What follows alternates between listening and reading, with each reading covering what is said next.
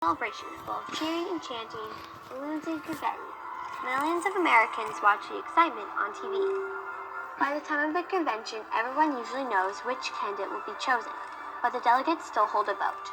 If my party chose me to run for president, I'd make a speech to get everyone excited about helping me win. I tell the American people about my platform, my plans, and ideas for our country. My running mate would make a speech too. That's the person who would be my vice president if I became president. If I ran for president, I'd be invited to debate with other presidential candidates.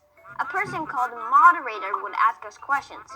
People across the country would listen carefully to our answers. Reporters would ask me questions too, about my life, my family, even my kid in Sassy. They'd print old photographs of me in newspapers and magazines, like the snapshot of me in my superhero costume, or my baby picture when I still wore diapers. If I ran for president, I would travel the country to meet lots of people. I'd have my own campaign bus or airplane to take me from place to place. Inside, there'd be comfy seats, perfect for checking out the news, writing speeches, and thinking about how to solve the nation's problems. I take naps too. I need the extra rest. I'd work hard and be very busy. All in 1 week, I might share cereal with kindergartners in California, crunch corn with farmers in Kansas, and have dinner in Delaware, where I'd order the Blue Plate Special with an apple pie and a large strawberry milkshake. After all that food, I might not feel too well. Still, I'd have to smile and talk with the people I met. Presidential candidates make lots of speeches, shake hands, and cuddle babies. Finally, in November, Election Day would arrive. If I ran for president, I'd be nervous and excited. On Election Day, millions of voters from across the country go to their polling places to cast their ballots. That's another way to say that they vote. In our country, people vote in private.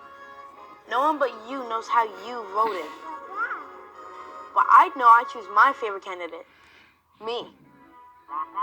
Once the voting is finished, officials count up the ballots. Then comes the announcement on television, radio, in the newspapers, and on the internet. People everywhere find out who will be the next president of the United States. If I ran for president and lost, the people who worked so hard on my campaign would be disappointed. I'd be disappointed too. Still, I would be proud that I've taken part in a free and fair election. I would make a telephone call to offer my best wishes and my support to the winner, our next president. But if I won, wow!